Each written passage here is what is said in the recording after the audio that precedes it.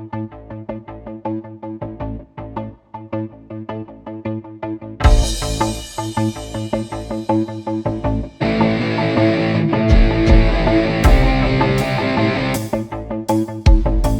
time to clap your hands.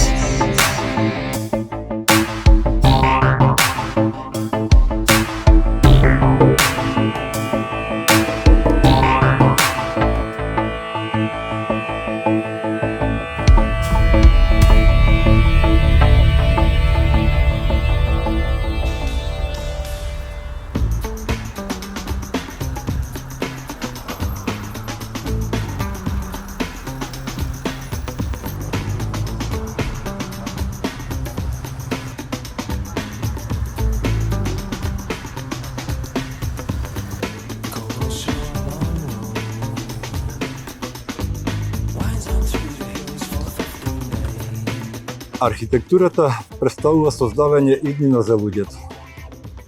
Архитектурата покажува во какво општество живееме.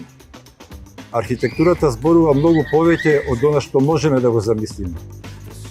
Во ова издание на Gentleman Magazine ќе разговараме со еден познат архитект кој потекнува од една од најпознатите архитектонски фамилии кај нас.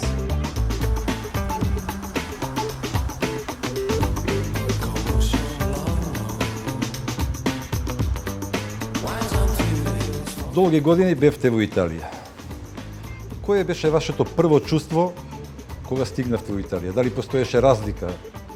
Секако прво, што е интересантно, јас во Италија дојдов од Америка. Бев средно школа 4-та година во Америка, во Калифорнија, прво во Сан Диего, после едно мало место северна Калифорнија. И требаше да студирам тамо, во Сан Франциско, чак што полагав и приемни, SAT и све, и на еден мој состанок со некој што требаше да ми биде ментор на факултетот, доживеав тогаш за мене еден шок од тоа тотално либерално окружение по кое е познат Сан Франциско, да не бидам се погрешно сватен, и една прошетка кроз кампус, каде што сватив дека ова не е за мене и чак и тој начинот на амерички живот дека тотално не е за мене. И така се враќам јас дома, се јавувам и викам, слушайте, ја не останувам во Америка дефинитивно. Викам, не знам што ќе правам, да се вратам јас во Македонија, па ќе смислиме. И onda као идеја на татко ми вика, што не пробаш во Италија? И викам, ај супер Италија, и буквално така бидна. Гледав што на факултети во кој град би одел, тоа чисто беше некој едно многу брзо истражување, и така дојде идејата за Фиренца као место. Претходно никогаш не сум бил во Фиренца, во Италија да, но во Фиренца не. Одлучив да идам во Италија, и onda кој Италија дефинитивно се пронедов. Значи тоа беше место каде што сакам да се образувам и воопшто да живеам, да функционирам.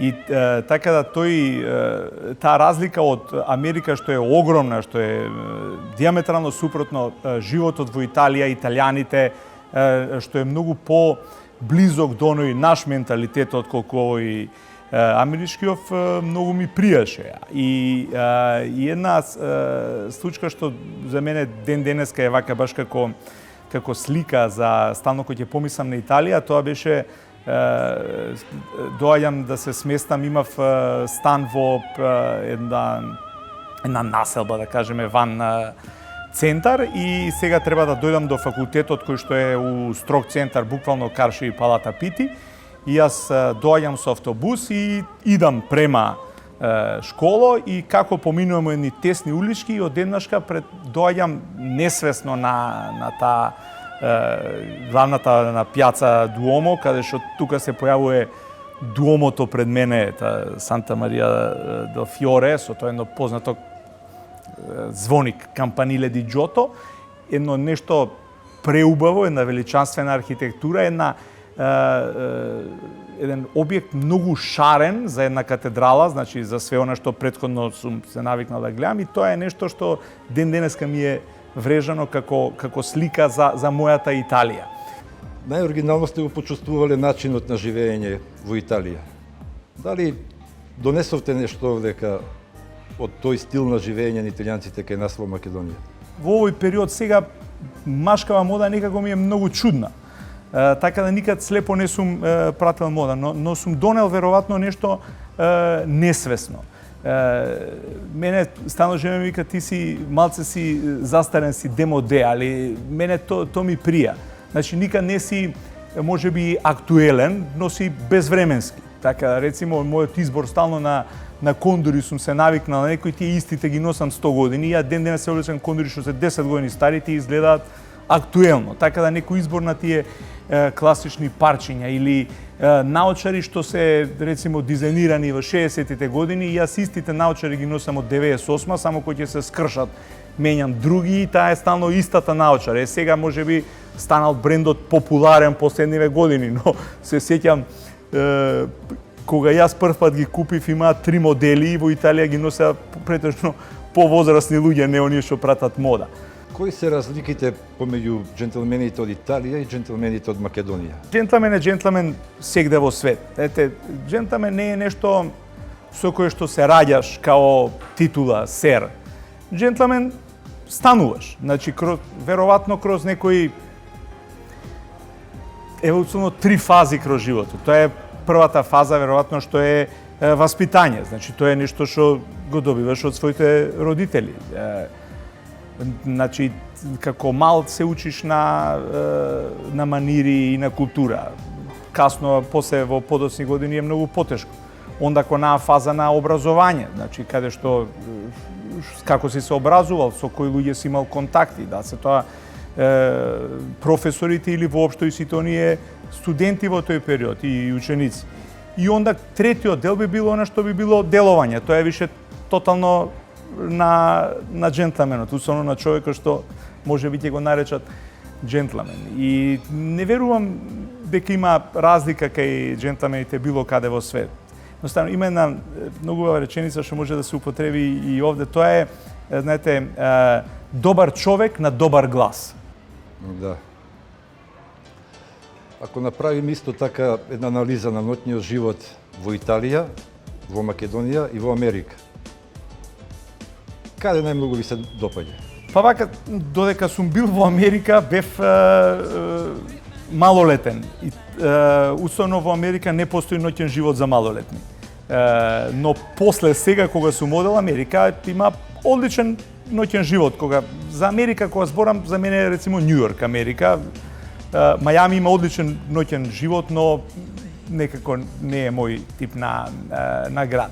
Италија секако дека има одличен ноќен живот. Разликата е што јас живеев во Фиренца, кој во тој е малце по-конзервативен град, така да немаше некои луди журки како што има уствено во Милано. А Македонија мислам да имаше прекрасен ноќен живот, сега малце е замрен, но може би па и јас сум замрен, па така го доживувам. Дали дамите во Италија се добри критичари за джентлмените?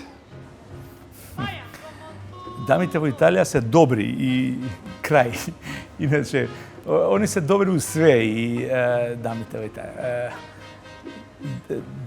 Италијанките како жени, они не се преубави. Тоа исто важи и за италијаните. Значи, ја мислам да ние овде на Балканов имаме 3 пати поубави жени. Они едноставно знаат да ги истакнат оние врлини кај нив.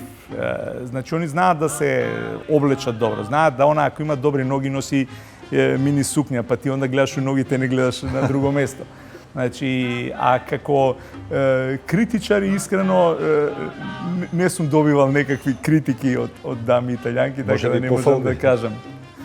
Па мислам да и тука мислам да сте доста штедливи. Кој е најголемиот впечаток што го понесовте од Италија? Живењето во еден таков град што за мене е дефинитивно најубав град во свет. Град каде што е, зборам за Фиренца, каде што е родена Ренесансата, и сега таа привилегија да некој престојува во таков град е огромна. Самото она што секој ден шеташ и гледаш работи за кои што на факултет се учи и се гледаат на некоја црно-бела скрипта, а ти ги доживуваш секојдневно, така да веројатно тоа е. Вистинскиот джентлмен знае да се извини и тогаш кога не е виновен.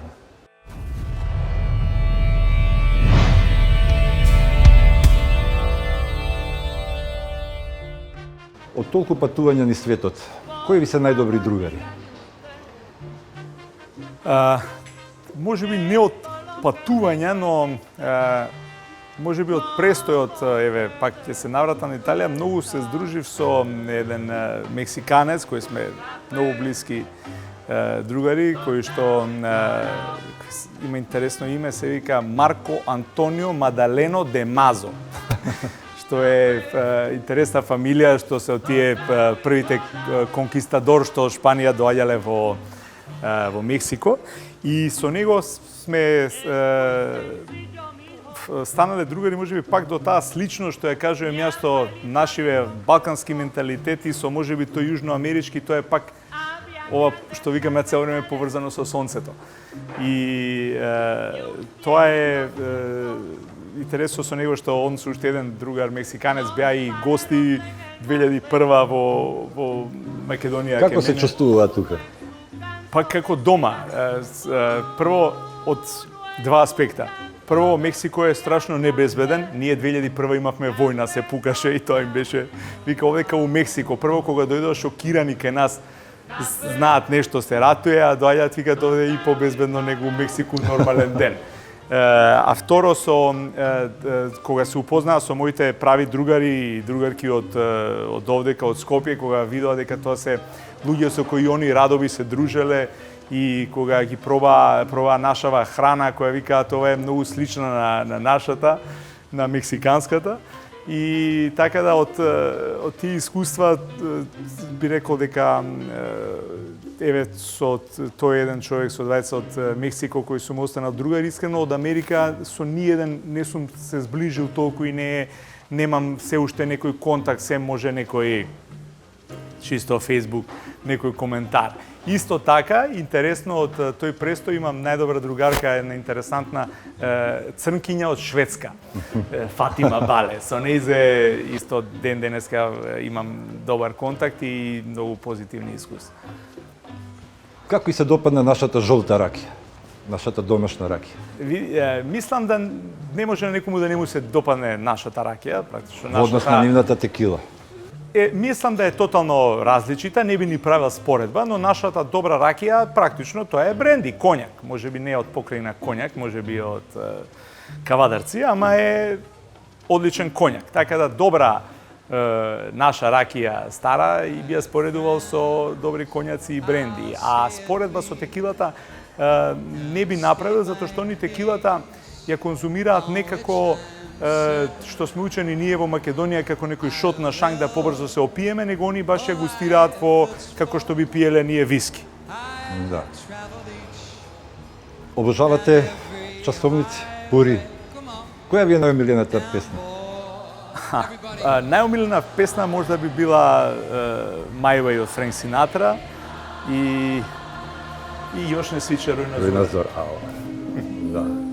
А часовници, искрено не сум некој голем љубител на часовници. Имам часовник што ми го поклонија моите за дипломска, кој го носам ден денеска, тој е еден. Моментално ми се скина ремчето, нарачав, а кај нас се чека по 3 месеци ремче. И интересантно, баш сега на 40-ти роден ден, сопругата ми обеќе требаше да ме носи едно патување во Лагоди Комо и ради коронава не идеме, вика дај ако не да ти купаме еден убав сат. И разговарам со еден пријател кој е љубител и колекционер и ми викам, абе, некој добар сат да ми препорачаш од прилика колку пари е, и он ми вика од 8.500 евра нагоре. Така да реков, веројатно ми е рано за добар сат. Така да ќе си останам на овој мојот.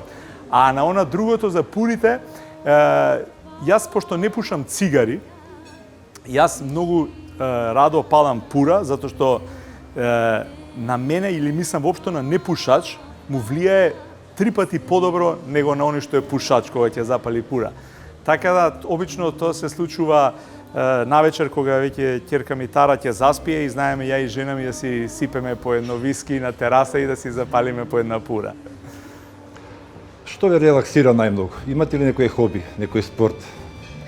Па, немам некое хоби, може би некоја навика што ја правам, тоа е некое возење велосипед сабајле пред работа, но не го гледам толку како уживање, повеќе го правам од некоја потреба да викам вежбам за да можам да јадам што сакам. Така да не дека уживам во тоа, но останалите го правам од некои други поводи. Од каде ја црпите инспирацијата за вашата работа?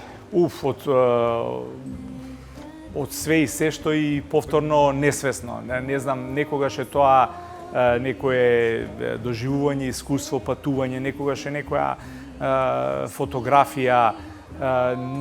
Значи, буквално кога зборам за инспирација, значи не нешто да видам, например, некоја архитектура која ќе речам ова има добро решено, не знам, некој детал, па да го применам. Баш сега, пред 2 дена со еден клиент за кој што правиме еден голем хотел, и кога му покажав од кај ми идејата, викаш ова ми го покажеш, тоа беше од еден социјалистички ресторан од Молдавија од 68 направен, имаше и многу интересантна форма, вика да ми ја покажеше на почеток, никогаш немаше да прифатам. Така да инспирациите несвесно доаѓаат од секаде.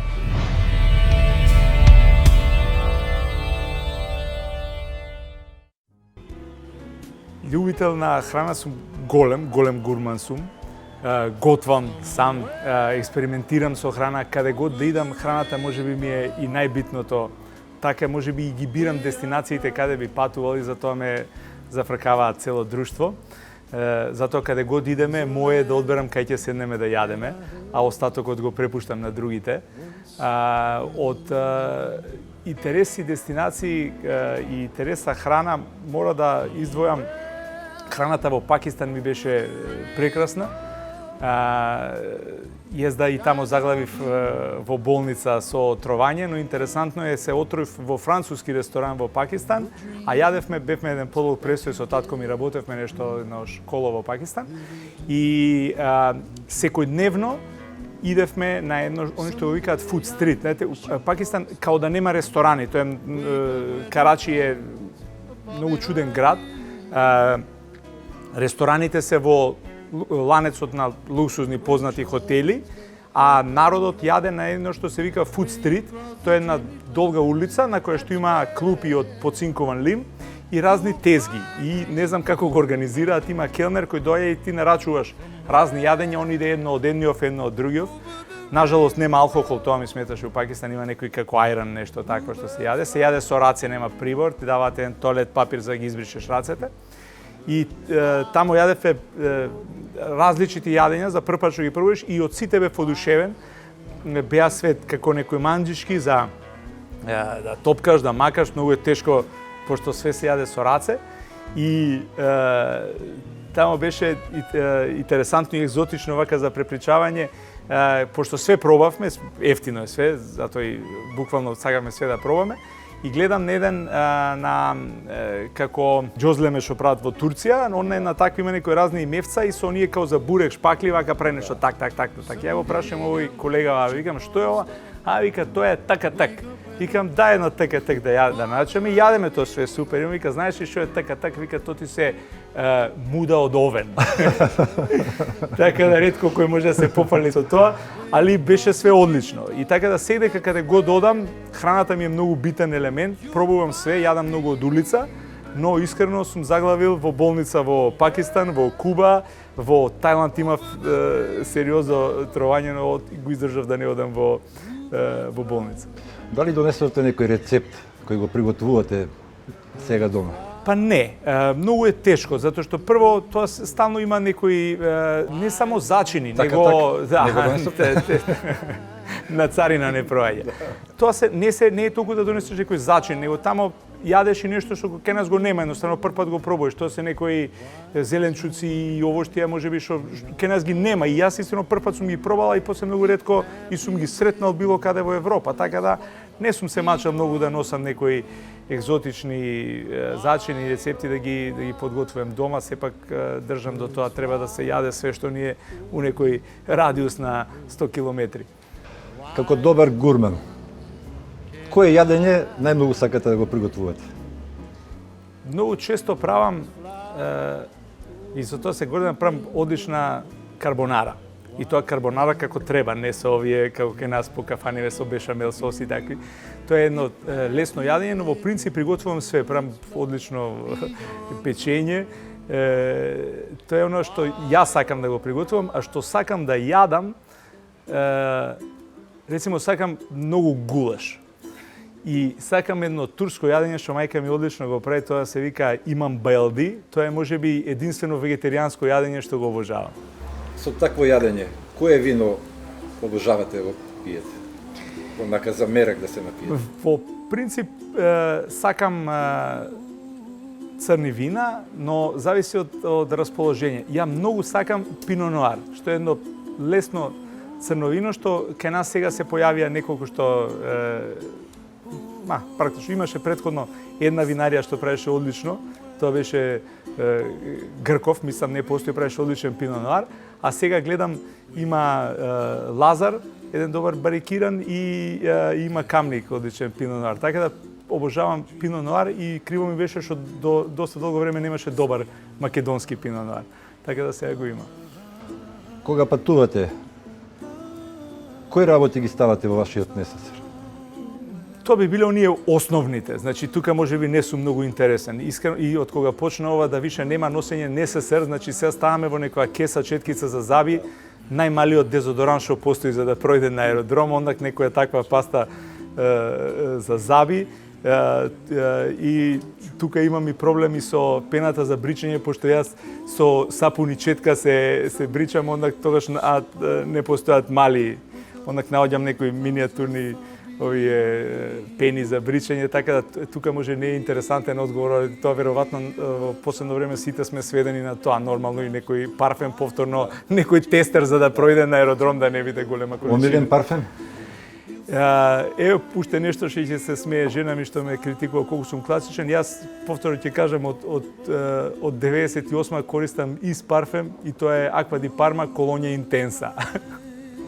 Пако, ми беше чест што одвоивте време, што бевте наш вистински млад джентлмен, гостин во нашата емисија Джентлмен магазин. Се надевам дека ќе се видиме и во некоја наредна прилика со некои нови искуства кои би сакал да ги пренесете на помладите генерации. Чест и задоволство. Благодарам.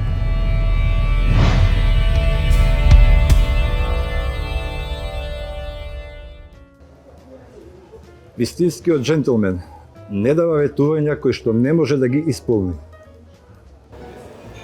Испи 3 до 5 чаши врвно десертно вино. Помисли дека за нас ќе напише 3 до 5 антологиски песни. Им смисли за миг и чудни наслови и ретки рими. И ги остави да зреат во некои внатрешни бочви. Ова се стихови на Владимир Мартиновски. А денешен наш гостин во Джентлмен магазин е Владимир Рибарски, вински витез и добар познавач на вино. Низ историјата слушаме дека виното е инспирација за љубов, за животот. Некаде е прикажано и како бесмртност. Како вие го доживувате виното? Виното, што поише го познаваме, тоа поише го почитуваме. Кога ќе погледнеме чашата, која внатре е исполнета со добро вино, може да се согледа дека тоа е уметност, уметничко дело. Спој на уметноста, на мајсторијата, трпението помеѓу лозарот и винарот. Често низ годините и во минатото виното го сметали за лек, додека се конзумира во умерени количини. Секако би издвоил тука дека виното во себе содржи преку 1000 состојки, од кои посебно би ги истакнал полифенолите, кои се антиоксиданси за нашето тело, ги врзуваат слободните радикали, минералите, витамините. Исто така можам да напоменам дека во последно време виното се препорачува за постари лица. Секоја дистинкција, вртење на чаша, фокусирање кон виното, препознање на аромите, мирисите, да. доведува до еден убав тренинг на мозокот и затоа е препорачено да се практикува. Така да можам да заклучам дека секој кој љуби вино е среќен човек. Споменавте дека консумацијата на виното е уметност, од прилика така. Дали постојат одредени правила за консумација на виното? Би започнал со температурата на виното. Секако не значи тоа дека треба да носиме термометар и да мериме вино во ресторан или било каде го пиеме. Меѓутоа треба да се запазат одредени граници на температура, бидејќи различни типови на вино правиот карактер и квалитетот на самото вино го истакнуваат токму на таа температура. Пожелно е од 6 до 8 степена да се... Тоа е идеалната температура. За, например, пенливи вина и розе. За белите вина негде од 8 до 10 степена. За црвените додека важи друго правило од 15 до 17. Секако тука спаѓаат и сладките вина. Значи, втората многу битна работа при сервирање на виното е изборот на добра чаша. Добрата чаша, особено формата на чашата и самиот кристал, истакнува дополнително бојата, истакнува мирисот натре. Вие сте врвен познавач на виното. Покрај виното уживате и во пурите. Можете ли да ја најдете нитката која ги сврзува виното и пурите? На моја голема среќа, како што напоменав, со средбата со разните типови на ароми, од пред 5-6 години дојдов во допири со пурите. Открив голема сличност, бидејќи во многу од нив се среќаваат ароми и вкусови како и во Слични или... повеќето, да кажам, што се наоѓаат во црните вина. Тука би го поврзал тероарот. Би кажал дека во винскиот свет постои Франција и останатото. Сега во ново време не е така, бидејќи и од останатото, од новиот свет, се среќаваат многу интересни вина, многу интересни вкусови. Сличноста со пурите е и каде што постојат кубански пури и останатиот свет. На моje голямо задоволство имав таа среќа да пробам пури па можда од сите делови на светот каде што се произведуваат и можам да кажам дека истата случајност е и со пурите. Многу се поинтересни и повозбудливи пурите од останатиот свет. Би ги напоменал Никарагва, Доминикана, Мексико. Кубанските пури како пури се веќе досадни, слично како и кај француските вина. Добро вино, добра пура, добар муавет. Дали ова е омилената комбинација за вас? И би напоменал сонце, добро време. Кога е во комбинација со пура, гледаме да е времето убаво, да е надвор сончево. Да може да бидеме на отворено и да уживаме во добро друштво, во добар муавет и во добро вино. Ја заборавивте музиката. Музиката е вино која ја полни чашата со тишина. Значи, буквално е слично со музиката. Побудува различни чувства, побудува различна мисла. Исто и виното. Различни чувства, различна мисла. Различни сензуални вкусови.